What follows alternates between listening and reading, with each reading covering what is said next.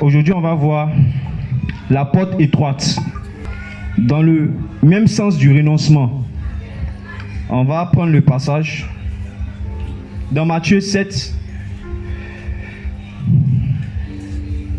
Matthieu chapitre 7, du verset 13 au verset 14. Matthieu chapitre 7, du verset 13 au verset 14. Je lis. La Bible dit: entrez par la porte étroite, car c'est la porte large et le chemin spacieux qui mène à la perdition. Et il y en a beaucoup qui entrent par là. Car étroite est la porte et resserré le chemin qui mène à la vie. Et il y en a peu qui les trouvent. Donc Jésus ici, il est en train de parler. La foule était là, ses disciples étaient là. Et il demandait aux gens de rentrer par la porte étroite. La porte étroite. Alors, la porte étroite, c'est quoi? La porte étroite, c'est la porte des brebis. La porte étroite, c'est la porte du renoncement. La porte étroite, c'est la porte du sacrifice. Donc tous ceux qui entrent par cette porte, on les appelle les sacrifiés. Tous ceux qui entrent par cette porte, ce sont des brebis destinées au sacrifice. Et pour rentrer par cette porte, tu dois renoncer à quelque chose. D'abord au péché. Et quand tu rentres dans cette porte, tu empruntes un chemin. Et le chemin que tu empruntes est resserré. Ce chemin-là n'est pas seulement serré. Ce chemin-là est resserré. Donc ça veut dire, lorsque tu empruntes ce chemin, à chaque fois que tu marches, tu renonces à quelque chose. Et la vie devient de plus en plus difficile. À chaque fois que tu avances avec le Seigneur, tu dois renoncer à ta propre vie encore. Aux désirs auxquels le Seigneur te demande de renoncer. Aux choses charnelles auxquelles le Seigneur te demande de renoncer. La porte étroite. Il dit, il y a peu qui trouvent la porte étroite. Dans Matthieu 7, du verset 13 au verset 14. Il dit, mais la fin de ce chemin-là, c'est la vie éternelle. Vous voyez? Et il demandait aux gens d'entrer par la porte étroite. Parce qu'il y a beaucoup de personnes qui entraient par la porte large. La porte spacieuse. C'est une porte qui est facile. C'est un chemin qui est facile. C'est un chemin qui n'est pas difficile. Alors que la porte étroite est difficile. La porte étroite, ce sont les pleurs. La porte étroite, tu dois rencontrer les difficultés. Quand tu empruntes ce chemin-là, tu ne dois plus revenir en arrière. Tu dois toujours avancer avec le Seigneur. Parce que ton issue, ta fin, là, c'est la vie éternelle. C'est le ciel. Vous voyez? Et dans Néhémie, chapitre 3, à partir du verset 1, on va le lire. Eliashib, le souverain sacrificateur, se leva avec ses frères, les sacrificateurs, et il bâtit la porte des brebis. Il la consacrait et en posait les battants. Il la consacrait depuis la tour de Méa jusqu'à la tour de Ananil. Tu peux le relire s'il te plaît? Eliashib, le souverain sacrificateur, se leva avec ses frères, les sacrificateurs, et il bâtit la porte des brebis. Il la consacrait et en posait les battants. Il la consacrait depuis la tour de Méa jusqu'à la tour de Ananil. Il y avait le peuple d'Israël qui était parti à Babylone. Et le Seigneur avait prophétisé qu'il y a un de ses serviteurs, Cyrus, qui avait donné un mandat pour que le peuple d'Israël parte reconstruire le temple. Et Néhémie avec ses compagnons, la première des choses qu'ils ont fait, c'est de reconstruire la porte des brebis. Ils ont reconstruit la porte des brebis.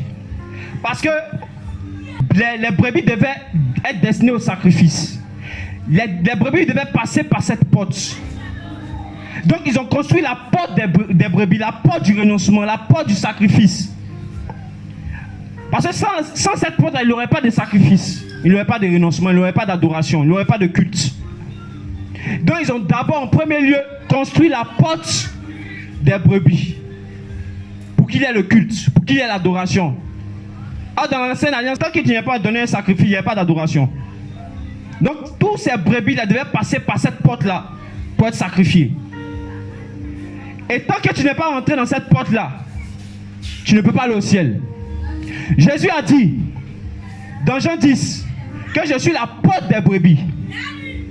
Celui qui entre par moi sera sauvé. Donc, tant que tu ne peux pas rentrer par cette porte-là, tu ne peux pas être sauvé. Et cette porte-là, ça parle de Christ. Ça parle du renoncement. Ça parle du sacrifice. Donc, lorsque cette porte-là se présente devant toi, Jésus a dit quoi? Je suis la porte. Je me tiens à la porte et je frappe. Si quelqu'un entend ma voix, j'entrerai avec lui, je souperai avec lui et lui avec moi. Donc, lorsque tu entends l'évangile, tu es convaincu de péché, tu abandonnes le péché. Jésus entre dans ta porte. Tu entres dans sa porte. Il entre dans ton cœur. Tu entres en lui. La porte des brebis. La porte du renoncement. La porte du sacrifice. Donc tous ceux qui devaient entrer par cette porte devaient être conscients de l'engagement qu'ils devaient prendre avec le Seigneur. Ceux qui devaient entrer par cette porte devaient être conscients que cette maison qu'ils doivent construire là, est-ce qu'ils sont prêts à achever cette maison? C'est pourquoi Jésus disait que qui parmi vous, lorsqu'il construit une maison, ne s'assoit pas premièrement d'abord pour calculer la dépense, de peur que s'il n'achève, les autres lui disent qu'il a construit cette maison, il n'a pas pu l'achever. La vie chrétienne, en fait, c'est une maison qu'on construit dans le Seigneur. Et si tu n'es pas conscient de l'engagement que tu as pris avec le Seigneur, de cette marche-là, tu ne vas pas continuer. Tu vas emprunter un autre chemin. Et Jésus demanda aux gens de entrer par cette porte qui est difficile. Il y a peur qu'ils trouvent cette porte-là. Pourquoi? Parce qu'il y a beaucoup qui ne veulent pas renoncer à eux-mêmes. La porte du renoncement, c'est Jésus lui-même. Il dit, si quelqu'un veut me suivre, dans Luc 9, si quelqu'un veut me suivre, qu'il renonce premièrement à lui-même, qu'il se charge de sa croix chaque jour, et qu'il me suive. Ce sont les conditions pour rentrer dans cette porte. Avant de rentrer dans cette porte, tu as ton bagage. Ça peut être le péché, ça peut être n'importe quoi. Ça peut être l'impudicité, la drogue, tout ça. Tu dois déposer ça d'abord, avant d'entrer. Et le renoncement, renoncer veut dire séparer, quitter, abandonner, nier. Quand on regarde dans la définition, ça veut dire séparer, abandonner. Donc tu abandonnes. Tu te sépares de quelque chose auquel tu es attaché, qui prend la place de Dieu dans ton cœur, qui fait plaisir à ta chair. Tu te sépares de ça. Et le renoncement, ce n'est pas seulement pour les inconvertis. C'est aussi pour les convertis. C'est aussi pour les disciples. En fait, tant que nous ne sommes pas encore enlevés, nous sommes dans un processus de renoncement. Quand tu entres dans cette porte-là, la porte du renoncement, tu es dans un processus du renoncement. Tu renonces toujours. À chaque fois que le Seigneur va te demander de renoncer à telle chose, tu renonces. Tu es sacrifié. Lisons Marc 8, verset 34. Et ayant appelé la foule, c'est Jésus qui parle, et ses disciples, il a dit, si quelqu'un veut venir après moi, qu'il renonce à lui-même, qu'il se charge de sa croix et qu'il me suive. Regardez, Jésus a appelé la foule. Il n'a pas seulement appelé la foule, il a appelé aussi ses disciples. Parce que le renoncement ne concernait pas seulement la foule, ça concernait aussi les disciples. Donc il les appelait les deux pour leur dire, si quelqu'un veut me suivre, qu'il renonce à lui-même. Donc, comme tu es disciple de Christ, il ne faut pas penser que le renoncement c'est pour les inconvertis, c'est pour les nouveau-nés dans la foi. Non. Même si tu as des années de conversion, tu es toujours dans le processus de renoncement. Le renoncement aussi, c'est pour les disciples. Si Jésus te demande de renoncer à quelque chose, que tu résistes, tu ne vas pas être sauvé. Mais c'est là on voit si vraiment tu crains Dieu, si vraiment tu aimes le Seigneur ou tu n'aimes pas le Seigneur. C'est facile de dire dans la bouche, j'ai renoncé. Tu peux être à la maison, dire que tu as renoncé à la pornographie. Mais quand tu te trouves dans une situation comme ça, tu tombes, tu es là dedans. Tu es dans la pornographie, tu n'as pas encore renoncé. Ce n'est pas le fait de parler de la bouche. C'est par les actions, les actes qu'on pose, qui nous montrent que vraiment nous avons renoncé. Donc le renoncement ne concerne pas seulement les inconvertis. Au fur et à mesure dans ta marche avec le Seigneur va t'interpeller. Il va te demander de renoncer. Renonce, obéis. J'avais une copine, le Seigneur m'a dit de renoncer à ça. J'aimais la fille. C'était pas facile. Mais il fallait faire un choix. Le renoncement, c'est un choix. C'est un sacrifice. Il faut sacrifier quelque chose à Dieu. Je suis allé voir la fille et lui a dit que j'ai rencontré Jésus. Je l'aime, vraiment. Je ne veux plus de cette relation, quoi. Elle a dit, ok, elle était énervée. Ok. Donc, au fur et à mesure, le Seigneur me mettait à cœur de non, renonce à ça, renonce à ça. Et quand tu te donnes au Seigneur, tu renonces d'abord au péché, tu seras incompris des gens du monde. Même les gens de ta propre famille ne vont pas te comprendre. Mon père était catholique. Mon père priait Marie. Mais lorsque Jésus m'a convaincu, m'a touché, il avait fait un choix par rapport à ça devant mes parents. Parce qu'à chaque fois, il me demandait d'aller prier avec eux. Donc, qu'est-ce qu'il devait leur dire? Avec l'enseignement, l'éclairage que le Seigneur m'a donné. Il a dit non. Voilà, il a expliqué, voici ce que la parole de Dieu dit. Simplement, gentiment. Et je suis resté sur ma position, d'où la persécution. Si tu renonces véritablement à toi-même, forcément, tu vas être persécuté. Même tes amis avec qui tu as grandi, avec qui tu as mangé, ils ne vont pas te comprendre. Pourquoi? Parce qu'il y a une autre vie qui est rentrée en toi. La vie de Christ, la vie de sainteté.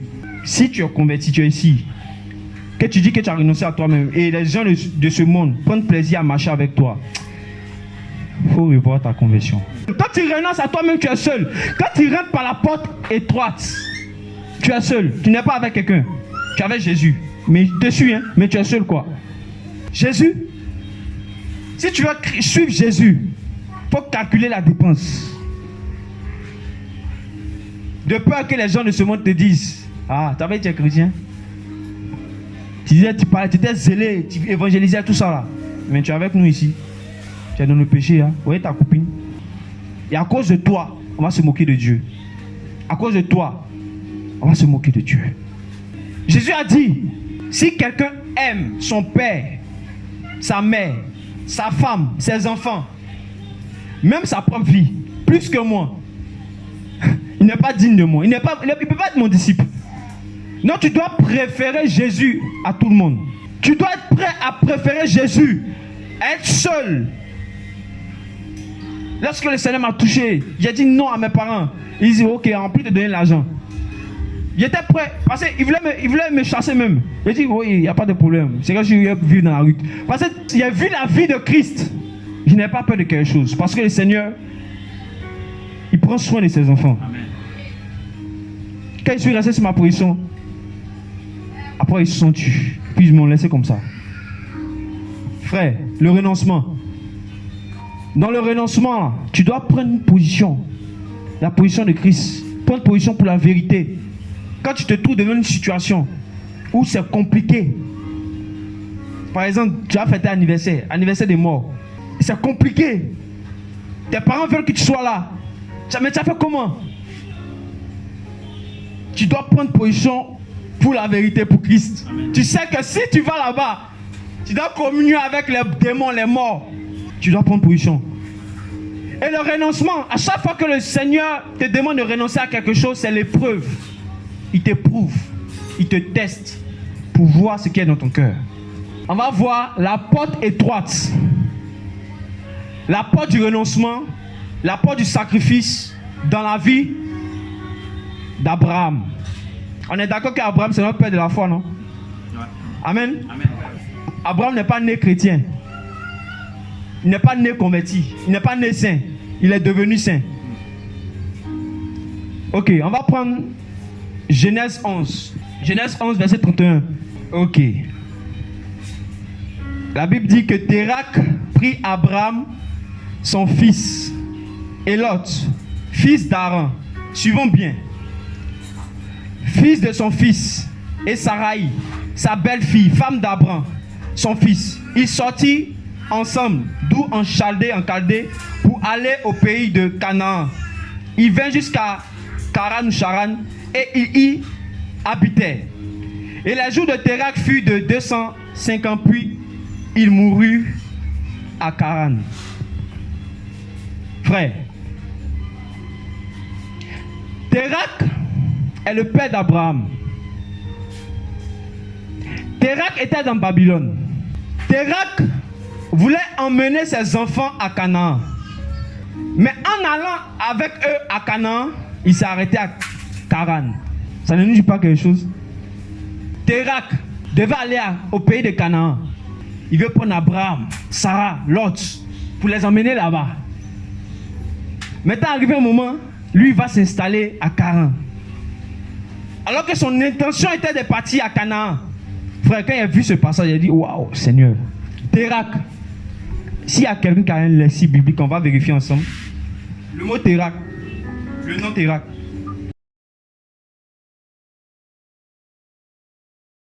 Maintenant, on va vérifier le mot Charan. Ou Charan. Route. Délai, retard. Térak a emmené ses enfants dans un autre chemin. Dans cette porte large. Dans cette porte spacieuse. Mais, il voulait les conduire au pays de Canaan. Or, Canaan symbolise la Nouvelle Jérusalem. Canaan symbolise, préfigurait le ciel, le paradis. Donc, il voulait emmener ses enfants au paradis. Mais il est resté à Charan. Pourquoi? Parce qu'il était dans une mauvaise route. Je vais aller doucement pour qu'on comprenne ensemble, par la grâce du Seigneur. On va prendre Josué 24, du verset 1 à 3 là. Josué assembla toutes les tribus d'Israël à Sichem. Et il convoqua les anciens d'Israël, ses chefs, ses juges et ses officiers. Et ils se présentèrent devant Dieu. Josué dit à tout le peuple: Ainsi parle l'Éternel, le Dieu d'Israël. Vos pères, Térak, père d'Abraham et père de Nachor, habitaient anciennement de l'autre côté du fleuve. Et ils servaient d'autres dieux. Je pris votre père Abraham de l'autre côté du fleuve, et je lui fis parcourir tout le pays de Canaan. Je multipliai sa postérité, et je lui donnai Isaac. Vous voyez? On nous dit que Térak, qui signifie retard, était un idolâtre avec Abraham, avec ses enfants. Mais il voulait partir à Canaan. Il voulait partir au ciel. Ils vivaient dans le péché. Ils étaient sur le mauvais chemin. Mais il voulait malgré ça aller au ciel. Térak il avait mis ses enfants en retard. Il était lui-même idolâtre. Ses enfants étaient dans l'idolâtrie. C'est ce que Josué nous dit. Et il voulait aller avec ça au pays de Canaan. Alors que c'est pas possible. Il veut aller au ciel dans le péché. Comme il y a beaucoup de personnes, ils veulent aller au ciel dans le péché. Ils aiment la parole, mais ils n'aiment pas celui qui donne la parole. Ils sont assidus au moment de formation. Chaque jour, chaque dimanche, écoutant la parole, mais le cœur n'est pas circoncis. Dans l'idolâtrie, il veut conduire ses enfants. En fait, à chaque fois que tu cherches Dieu au travers d'un pasteur, ou tu mets ta confiance sur un pasteur, tu vas rater Canaan. Térak les accompagnait. Ils avaient mis leur confiance au Térak, qui signifie retard. Ils étaient en retard, pourquoi? Parce qu'ils avaient emprunté un mauvais chemin. Ils avaient emprunté un mauvais chemin, ce chemin-là, spacieux. Ils étaient dans l'idolâtrie, ils veulent partir à Canaan, ils veulent partir au ciel. Comme quand il y a beaucoup de personnes ici, ils disent que non, ils sont chrétiens, mais ils vivent dans le péché. Ils tolèrent le péché et ils veulent aller au ciel. Alors que la Bible dit qu'aucun souillé n'y rentrera dans le royaume des cieux. Ce n'est pas parce que tu cherches des pasteurs pour te donner des prophéties ou pour te parler de la parole de Dieu que tu vas rentrer au ciel. Ce n'est pas parce que tu écoutes la parole de Dieu chaque dimanche, à chaque temps de formation, que tu vas aller au ciel.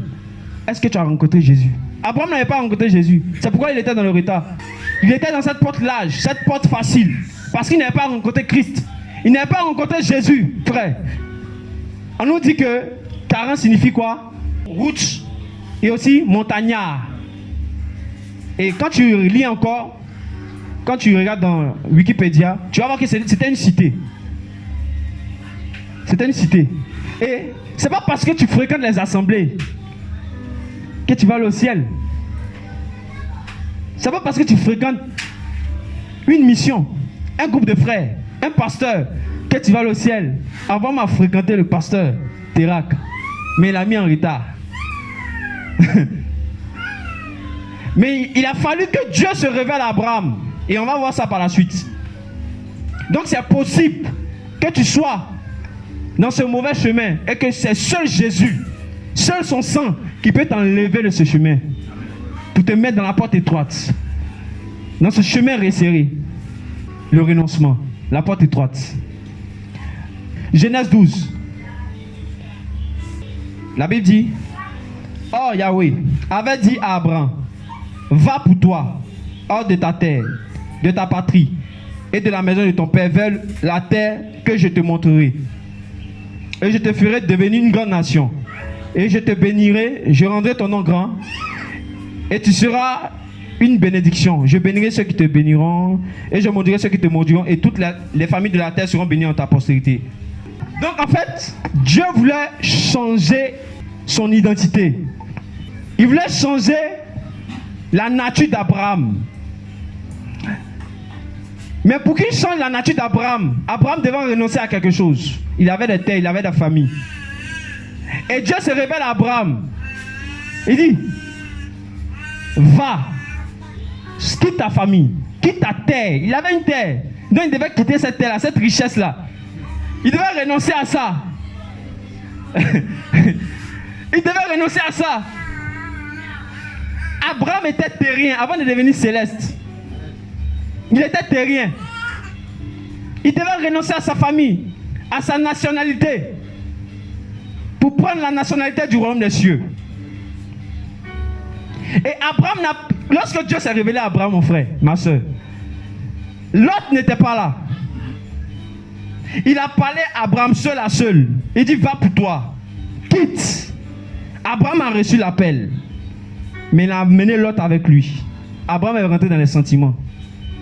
Et lorsque tu vas rentrer dans les sentiments, tu vas rater le ciel. On va lire par la suite, vous allez voir. Abraham est rentré dans les sentiments humains, charnels. Non, c'est vrai Seigneur, c'est pas facile hein. Le renoncement, la porte du renoncement, quand tu rentres, quand la porte du renoncement se manifeste dans ta vie, quand Christ se manifeste dans ta vie, c'est pas facile, le renoncement. Abraham devait renoncer à sa famille, à ses frères avec qui il a grandi.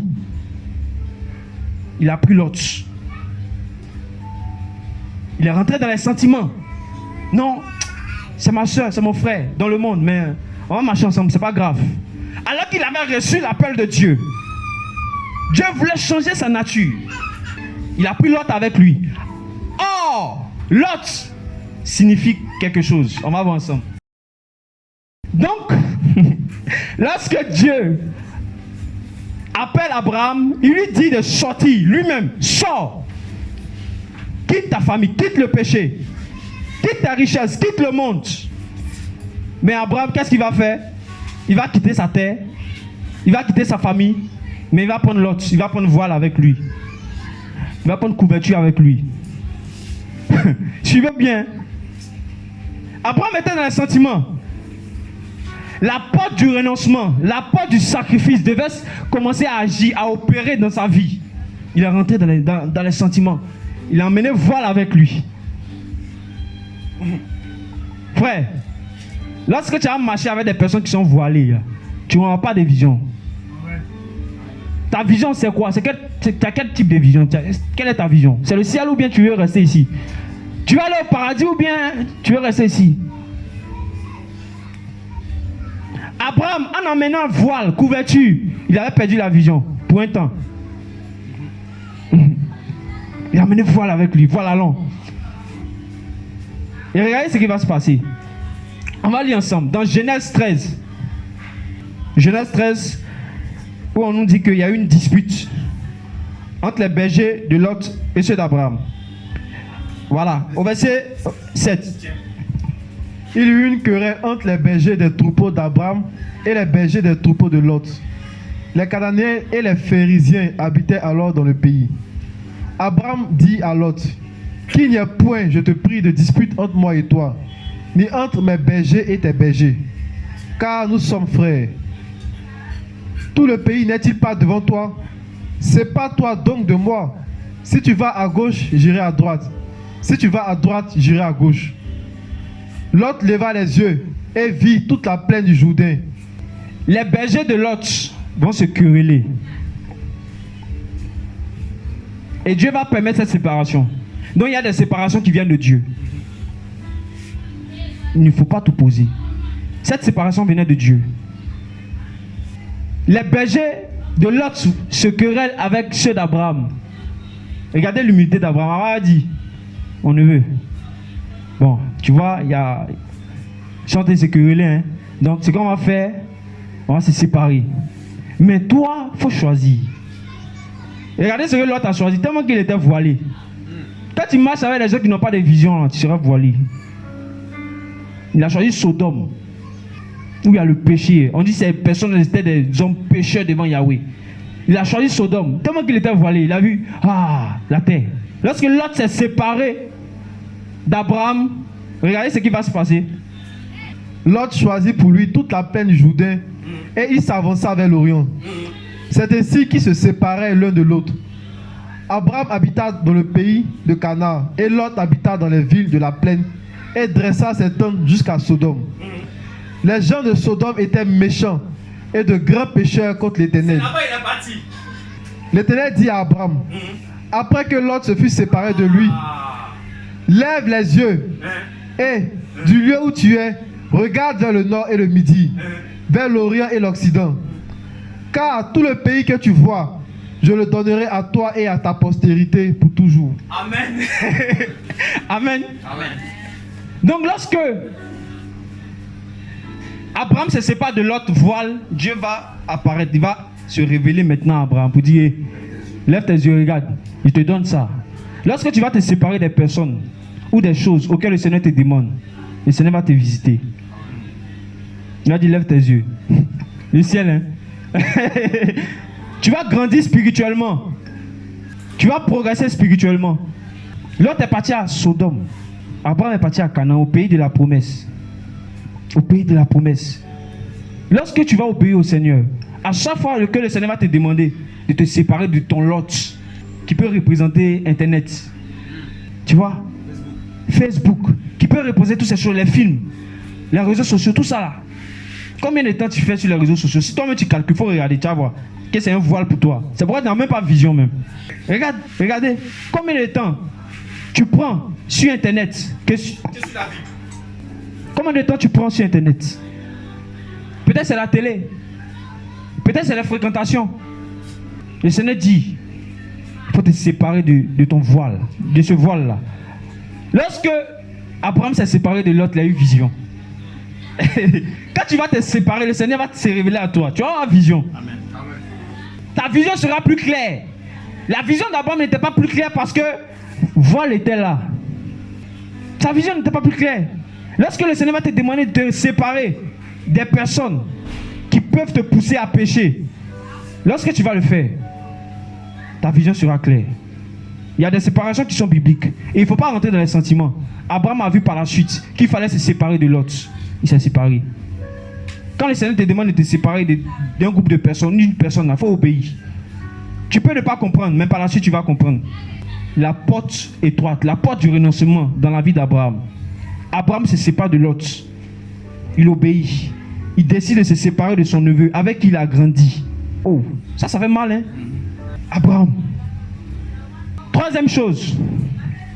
Dieu va dire à Abraham dans Genèse 17. Il va lui dire de se circoncire. Genèse 17, verset 11. On va le lire ensemble. Dieu dit à Abraham, toi, tu garderas mon alliance, toi et tes descendants après toi, selon leur génération. C'est ici mon alliance que vous garderez entre moi et vous et ta postérité après toi. Tout mâle parmi vous sera circoncis.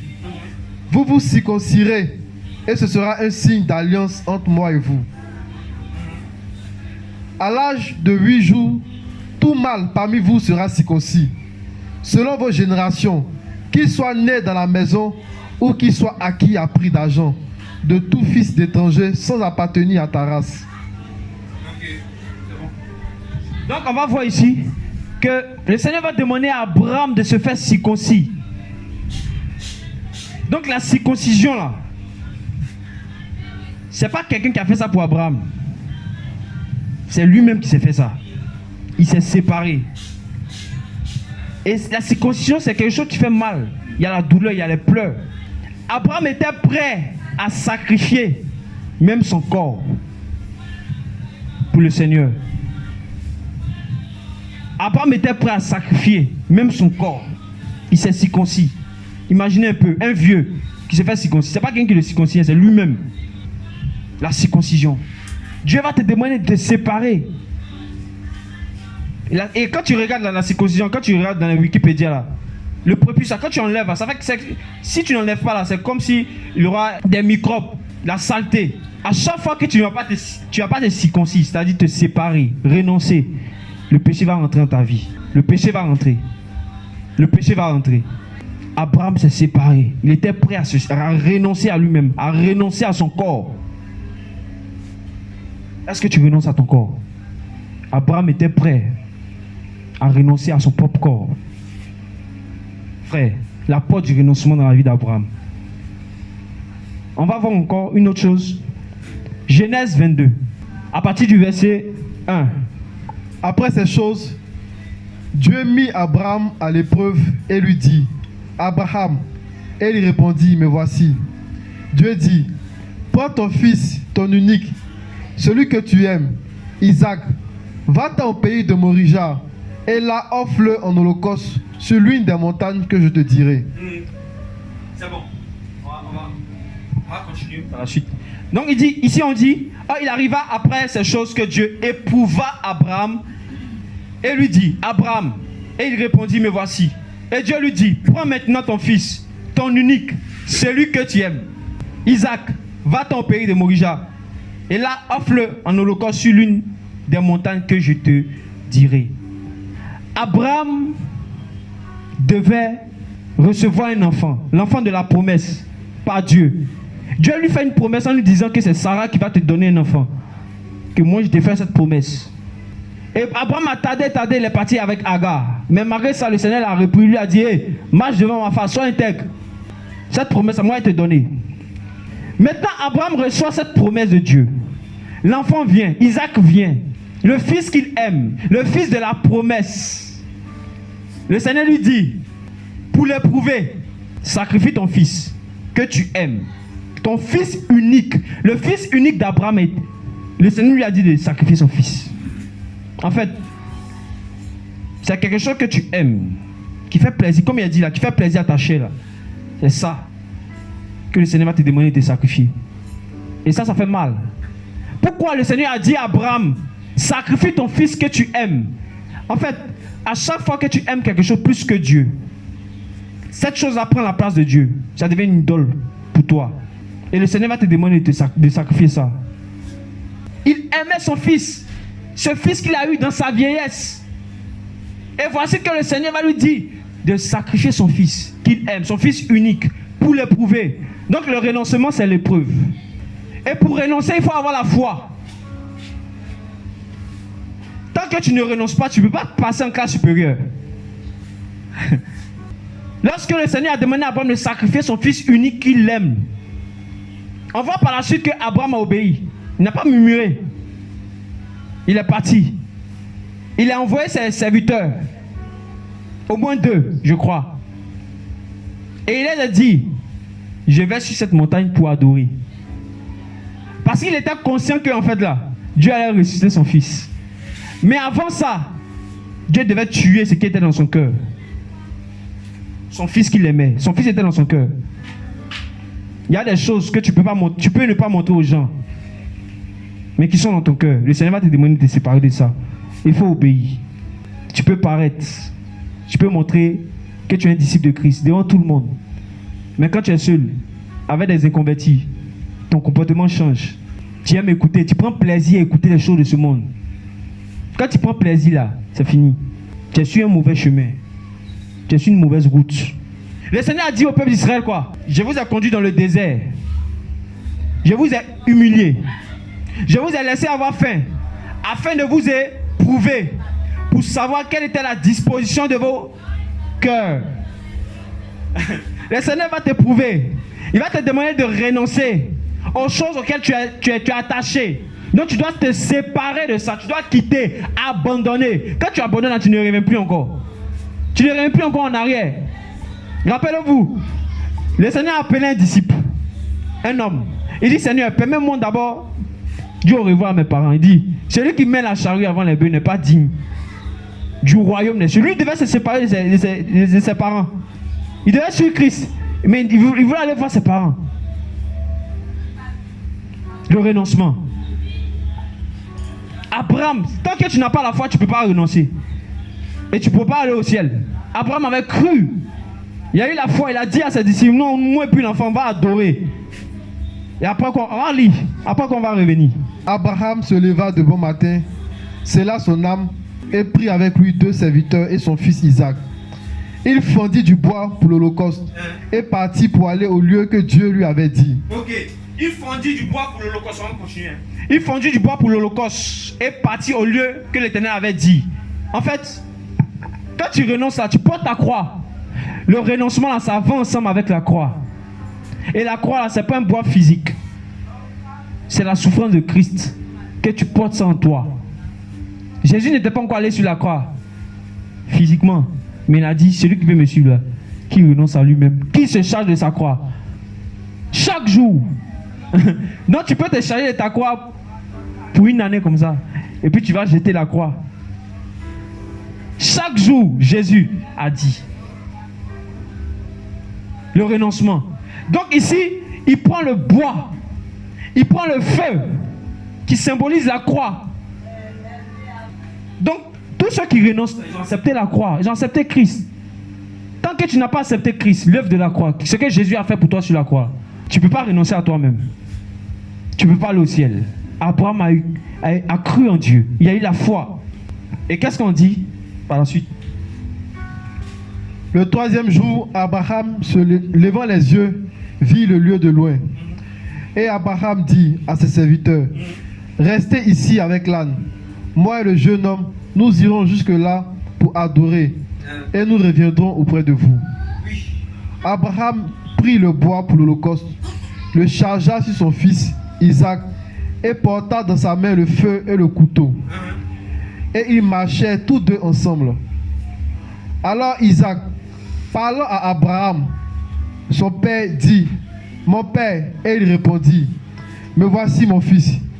Isaac reprit, voici le feu et le bois, mais où est l'agneau pour l'holocauste? Abraham répondit, mon fils, Dieu se pourvoira lui-même de l'agneau pour l'holocauste. Et ils marchaient tous deux ensemble. Lorsqu'il fut arrivé au lieu que Dieu lui avait dit, Abraham y éleva un autel et rangea le bois. Il lia son fils Isaac et le mit sur l'autel, par-dessus le bois. Puis Abraham étendit la main et prit le couteau pour égorger son fils. Mais l'ange de l'Éternel l'appela des cieux et dit, Abraham, Abraham. Et il répondit, me voici. L'ange dit, n'avance pas ta main sur l'enfant et ne lui fais rien, car je sais maintenant que tu crains Dieu et que tu ne m'as pas refusé ton fils, ton unique. Abraham leva les yeux et vit derrière lui un bélier retenu dans un buisson par les cornes. Et Abraham alla prendre le bélier et l'offrit en holocauste à la place de son fils. Amen. Donc Abraham avec son fils vont aller sur la montagne. Il va aller sacrifier le fils de la promesse. Parce qu'il était conscient que Dieu pouvait le ressusciter. Il avait la foi. Donc tant que tu n'as pas la foi, tu ne pourras pas renoncer à ce que le Seigneur te demande. Et tous ceux qui marchent dans cette porte étroite là, ce sont les personnes qui ont la foi. Qu'est-ce que le Seigneur t'a demandé de renoncer? D'offrir sur la montagne. Qu'est-ce que le Seigneur t'a demandé de renoncer?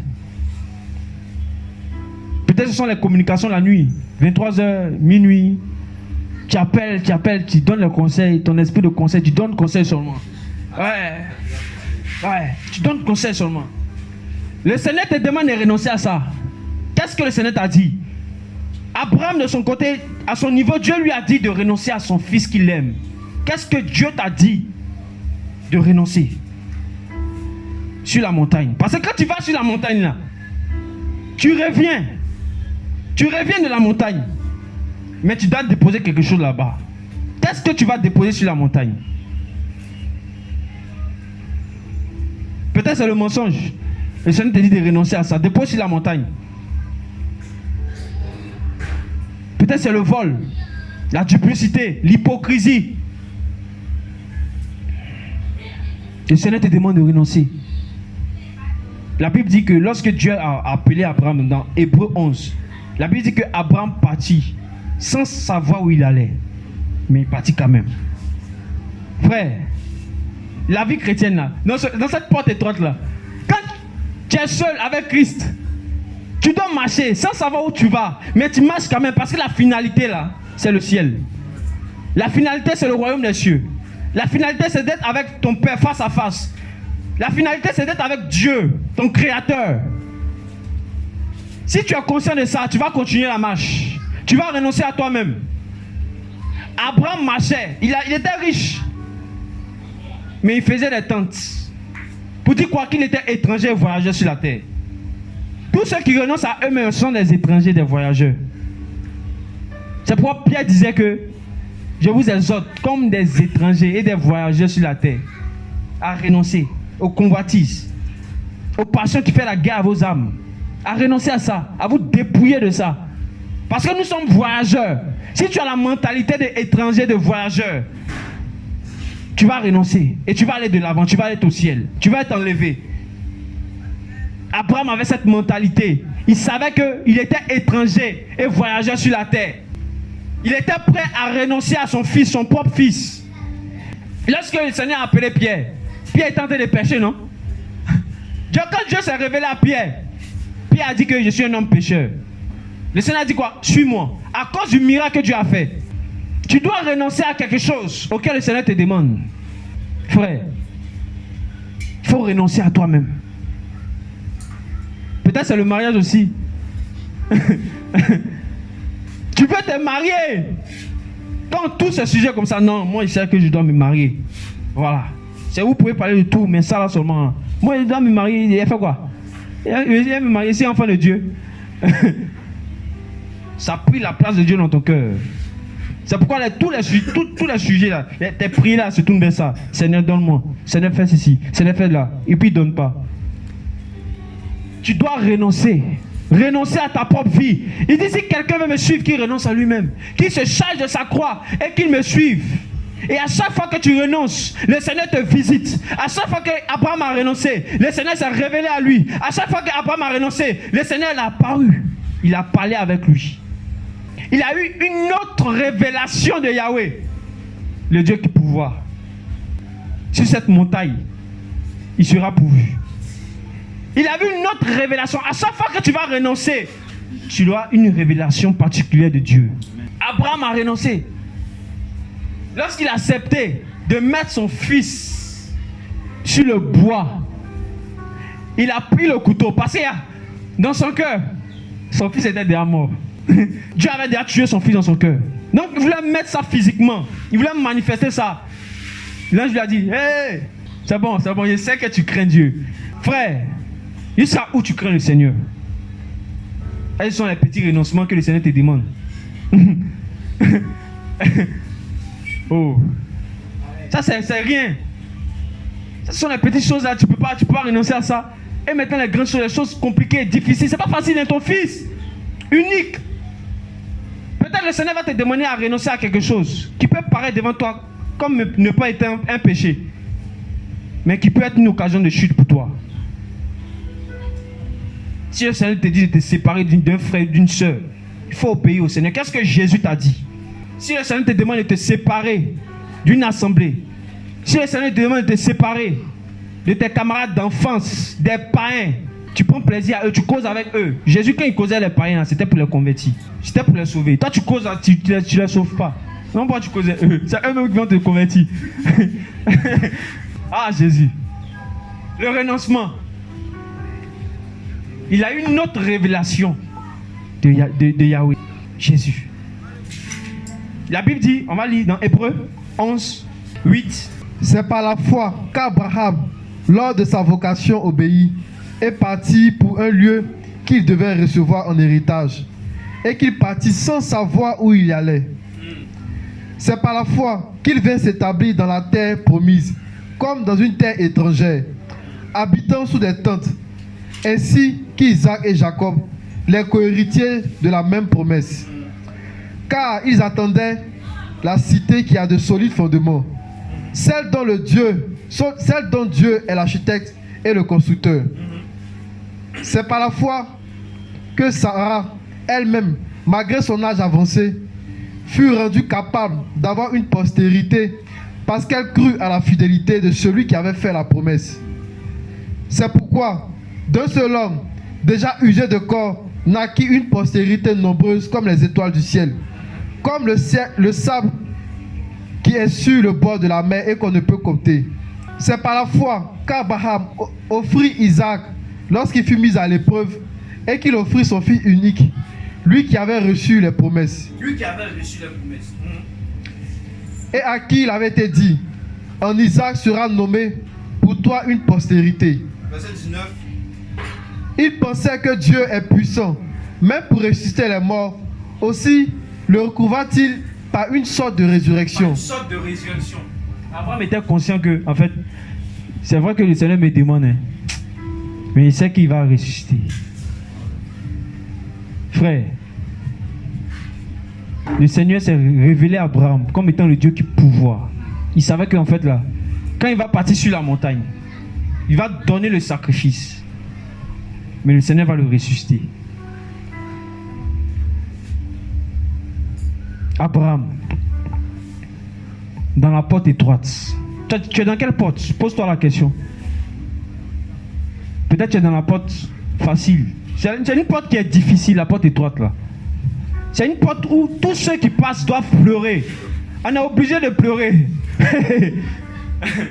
Tu dois couler des larmes. Quand tu vois des personnes connaissant pas Dieu, égarées, perdues, allant en enfer, tu dois couler des larmes pour ces personnes.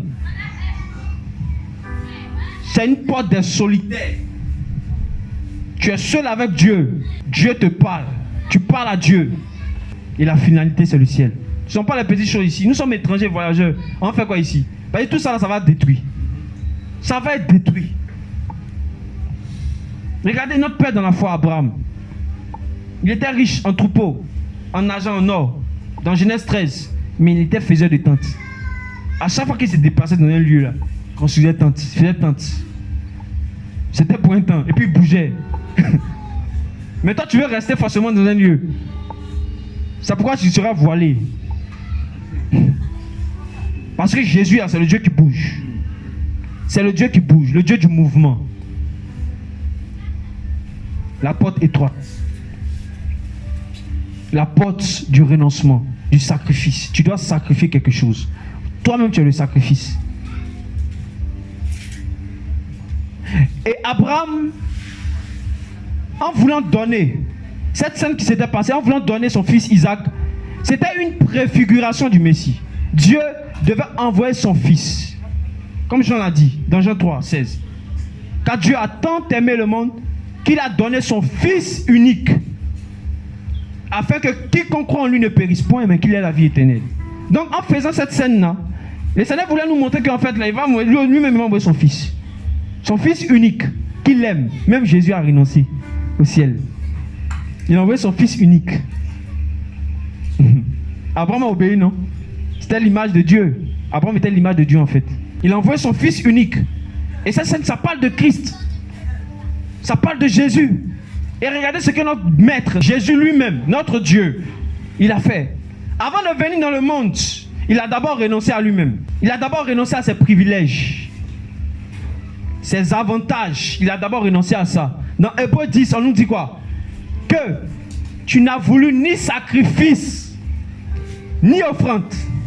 Choses qui sont pourtant offertes selon la loi. Mais tu m'as formé un corps. Voici ce qui est écrit dans le livre. Je viens, ô Dieu, afin de faire ta volonté. Il a renoncé à son moi.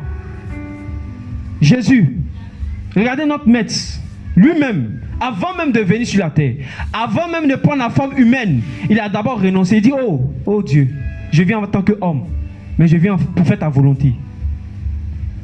Ta volonté. Regardez l'image de Christ, notre maître Jésus. On ne peut pas parler de ça sans parler de Christ. On ne peut pas parler du renoncement sans parler de Jésus. l'investigateur, celui-là même qui nous donne de renoncer à nous-mêmes. Lui-même qui est la porte étroite. Le renonceur. Le centre de la Bible.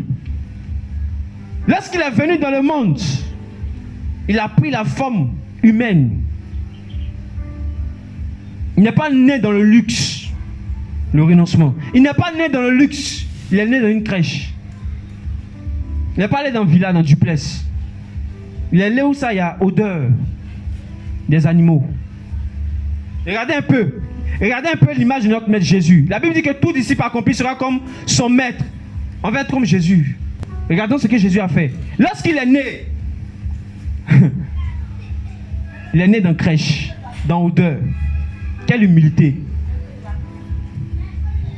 Il a pris le temps d'être charpentier. Jésus était bosseur. Charpenterie, c'est pas un métier facile. C'est pas un métier facile. Il faut voir les sueurs. Il est en train de bosser pendant 30 ans, dans le silence, sans parler, sans prêcher.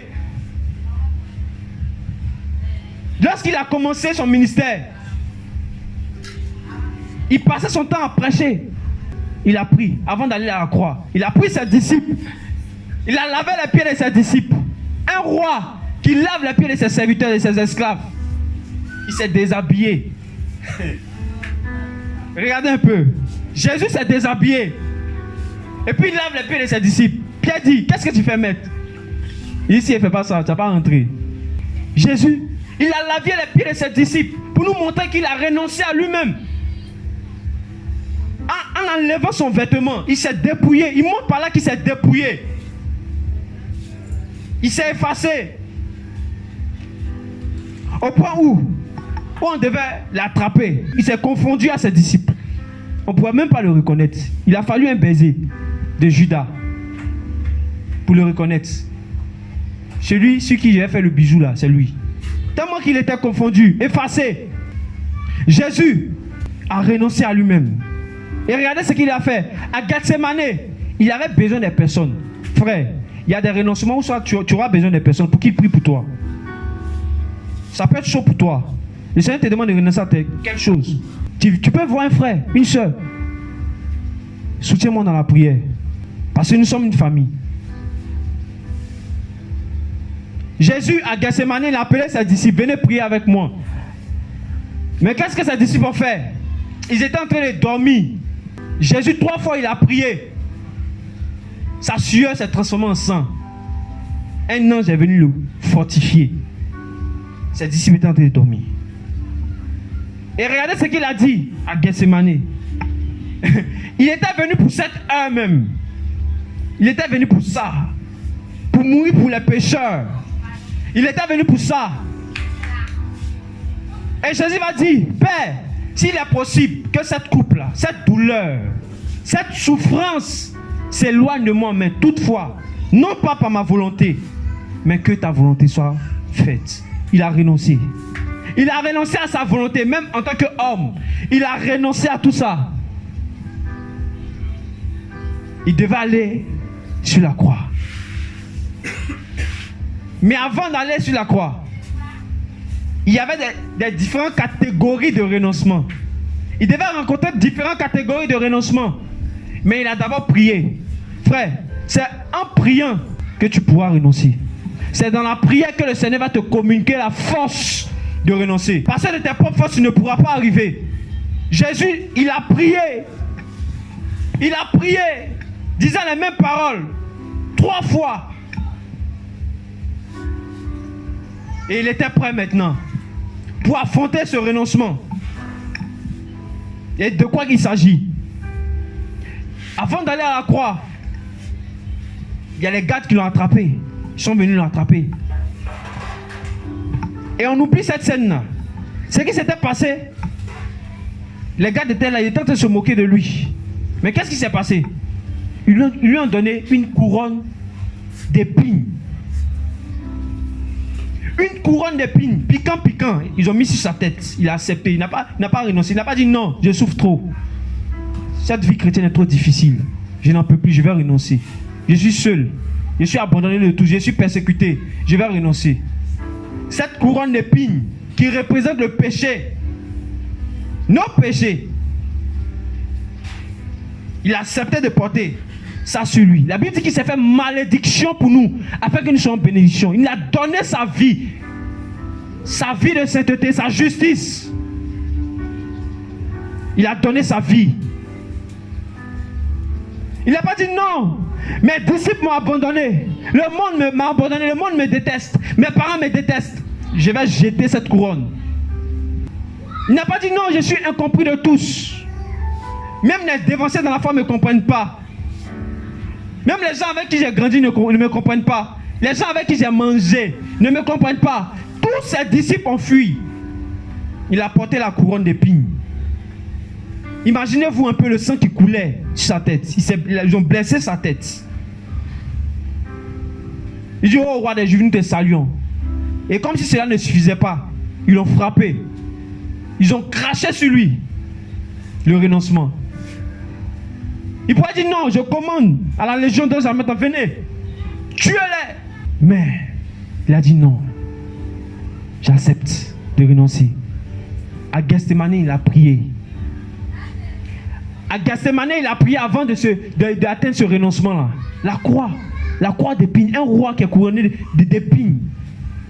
Et dans Genèse 3, la Bible dit que lorsque Adam et Ève ont péché, le Seigneur est en train de donner des malédictions à l'homme, à la femme. Et il est arrivé sur l'homme. Il dit, à cause de toi, la terre est maudite. Et la terre te produira des épines et des chardons. Donc Jésus a porté ça. Nos malédictions. Pas seulement pour nous, hein, mais pour la créature, tout ça.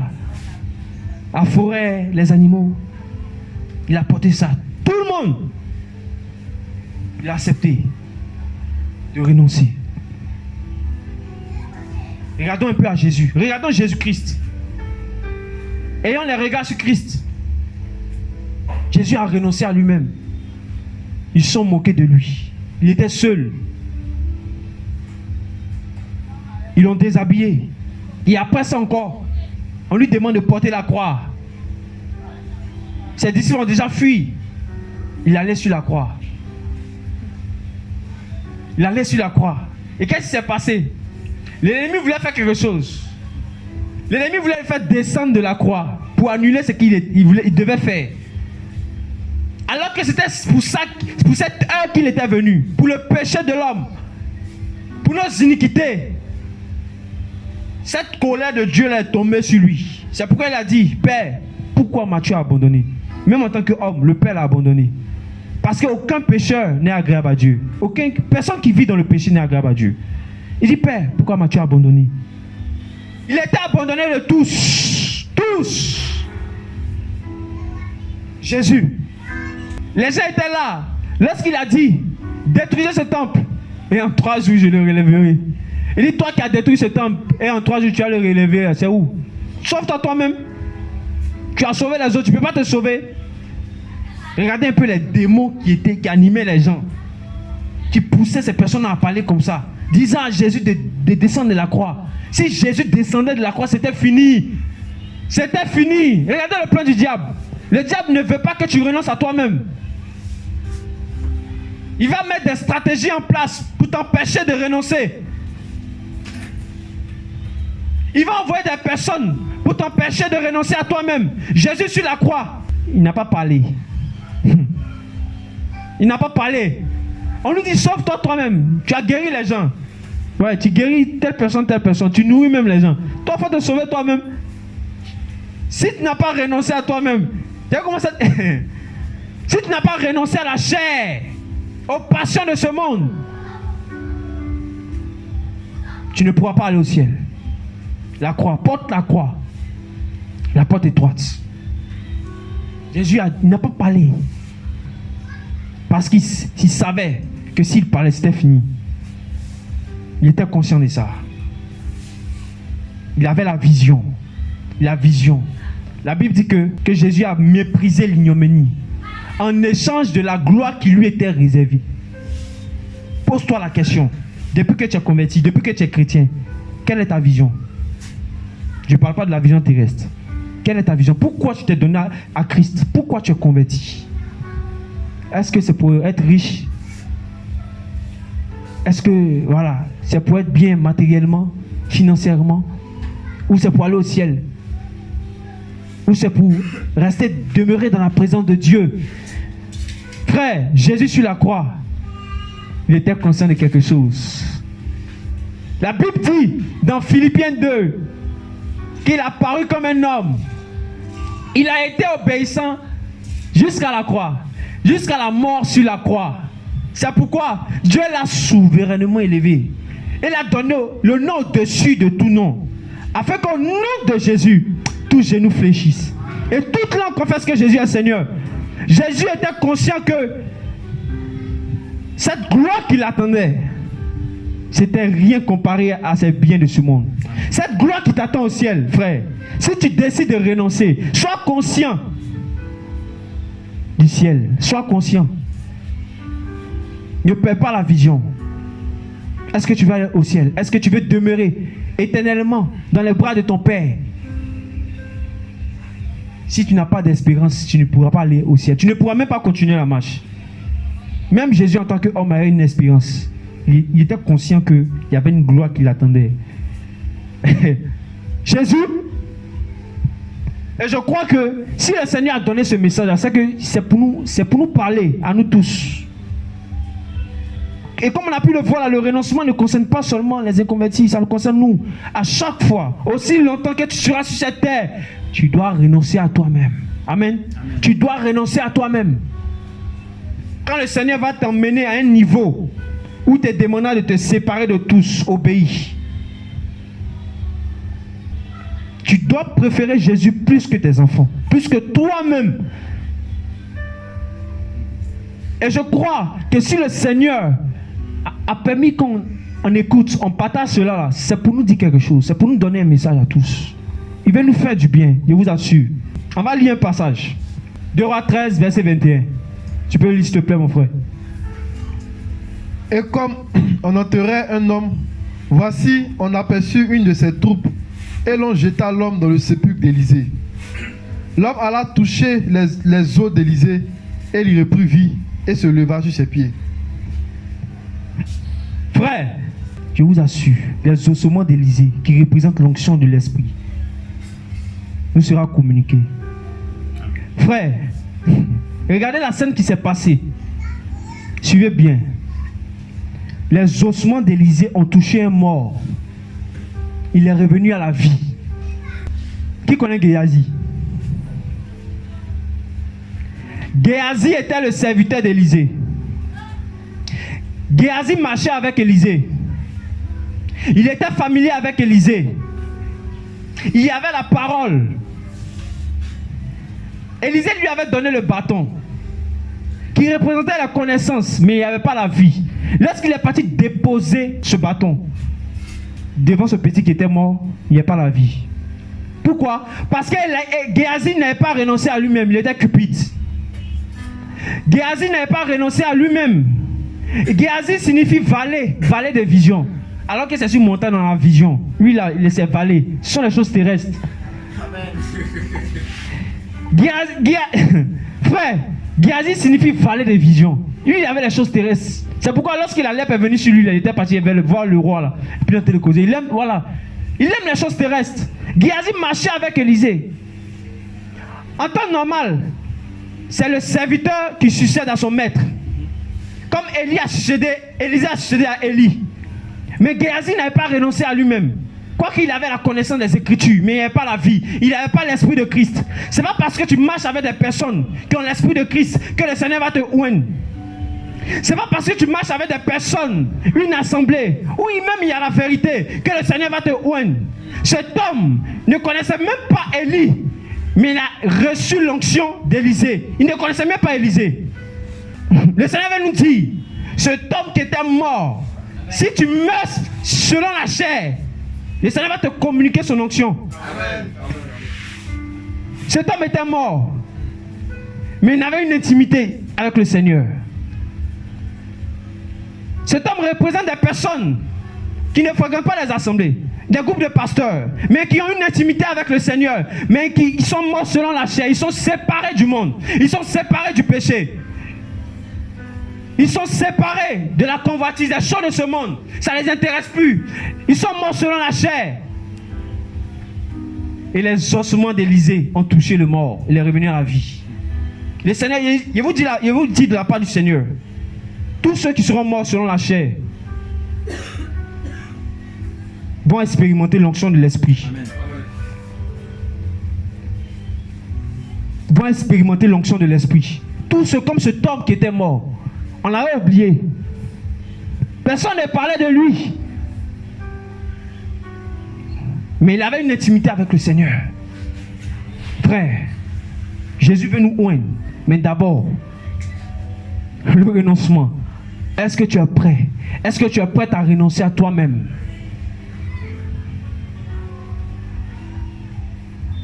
Est-ce que nous sommes prêts? Jésus veut nous oindre. Il veut nous oindre. Jésus veut nous oindre. Je vous assure. Mais est-ce que nous sommes prêts à renoncer à nous-mêmes? La Bible dit que dans Tite 2, la grâce de Dieu, source de salut, ou encore salutaire pour tous les hommes, a été manifestée. Et elle nous enseigne à renoncer aux convoitises de ce monde. Tu vois? Tu ne peux pas dire que tu as l'esprit de Christ et puis tu es encore dans les choses de ce monde.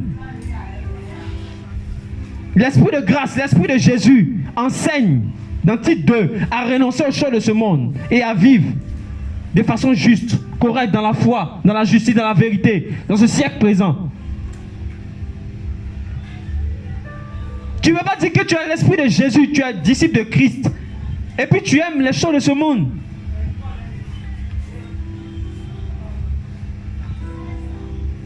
Frère, il faut qu'on s'examine. Et là où le Seigneur nous demande de renoncer à nous-mêmes, il faut renoncer, il faut obéir. Regardez, Térac voulait emmener à Canaan. Il n'a pas pu. Parce que c'est Dieu lui-même qui nous amène au ciel. C'est lui-même qui va t'emmener au ciel. Ce ne sont pas les hommes sur qui tu te confies. Ce ne sont pas les pasteurs. C'est Dieu lui-même qui a montré la vision, il a montré la promesse, il a montré ça à Abraham.